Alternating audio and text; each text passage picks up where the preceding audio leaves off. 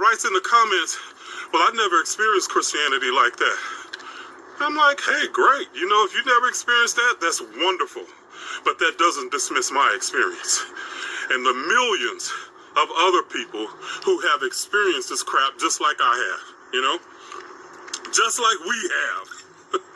So, but what that does is put you on the defensive, because they've already got you in a mental state where you question yourself and you're not confident because you already believe you're unworthy, you're rich, you're all of this stuff. And they just basically pile on top of that by making you question your own sanity for questioning, okay? So that's one of the ways that it becomes a personal affront to you, because they don't even want to acknowledge your perspective as being valid. And family, let me tell you something. Your perspective, no matter what it is, good, bad, or indifferent, is the most relevant perspective in the freaking universe, okay? Now, if you have perspectives that cause you pain, that's just a signal. Something needs to change, okay? You know? And blind faith caused us pain. So many of us have been brave enough. And that's what I want to say to you, family, is the family, y'all that are here on my YouTube channel and page, and y'all are listening to this, y'all are some of the bravest men. So I was about to cuss. I'm just going to say, I'll just use the shaft term. Y'all some bad mothers, shut y'all mouths. Okay? Because you're having to throw off years of psychological abuse is really what it is. And you're having to walk through a minefield with family and friends. Many of you have probably lost family and friends, okay? Because you no longer accept the blind faith. You're no longer obedient. And to them, you have become a cancer in their community, okay? In other words, somebody who can think for themselves and question becomes a cancer in most Christian communities, okay? So but what that does is, if you're not careful, and this is what I want to help you with. I want to help you with understanding that you have a right to question, okay? You have a right to ask those questions and get good answers. And if you don't get good answers, you have a freaking right to go and research, okay? And find out what is true for you, okay? So, blind obedience is not a higher level of spirituality, okay? Obedience, okay? So, blind obedience is not a higher level of spirituality, okay? Being ignorant is not a higher, so blind obedience is not a higher level of spirituality, okay? Being ignorant is not a higher level of spirituality. And that's another thing that Christianity will imply, that the least knowledge that you have and the most obedient that you are, the better Christian that you are. And the most will imply that the least knowledge that you have, another thing that Christianity will imply, that the least knowledge that you have and the most obedient that you are, the better Christian that you are, okay? And it just keeps Christians in this loop, you know, of really questioning themselves and other people wanting to question their sanity. Because obviously, if you're questioning, it's not something wrong with the system, okay? It's not something wrong with Christianity.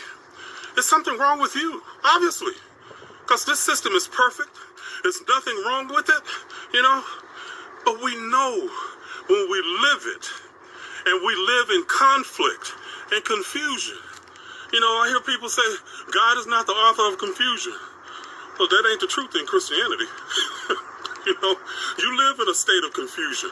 And they even put that as a higher level of spirituality. Think about it. God's ways. You can't know God's ways because God's ways are just higher. I forget the scripture that they use right off the bat, family, but y'all know what I'm talking about.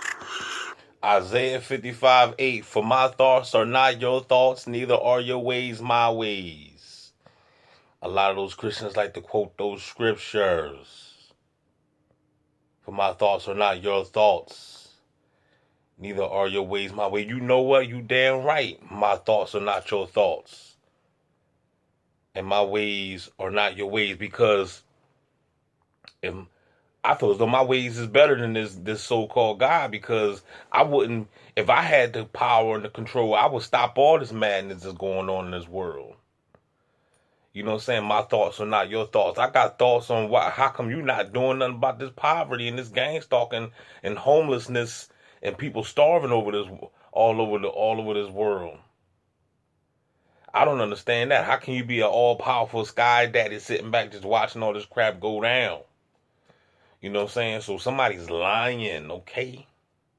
Of course, your thoughts are not my thoughts, because we see things different. Obviously, me and this sky daddy, we're not on the same frequency. You know what I'm talking about? God's ways are higher than your ways. You know, you just can't understand what God is saying or doing in this instance. So that's why you're confused. And because you can never understand why God is doing it, because it don't make no damn sense. There's no way in the world. Think about it. If God was so powerful, but yet and still man outlimit God, just for the simple fact that God had to send his only begotten son to die a vicious death in order to so-called redeem man back to God, right? According to the scriptures. But you mean to tell me that was the only way out? That was the last. It was like, you know, just think about that. Like God couldn't figure out nothing else. This was the only way to bring man back to God. You know what I'm saying? That he gonna send his son down there to get brutally beaten, you know, and bloodied up on the cross. This was the only way. And then check it out. All that took place, and then still look at man. Look at mankind. Look at the world today. The world is still jacked up. Everybody out here gang stalking, acting a fool. So it's like, what, did Jesus die in vain then? You see what I'm saying?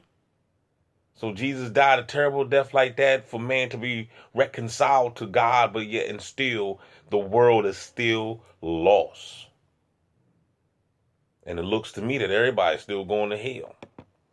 Because you're obedient, that's a better level of spirituality. Not at all. You know?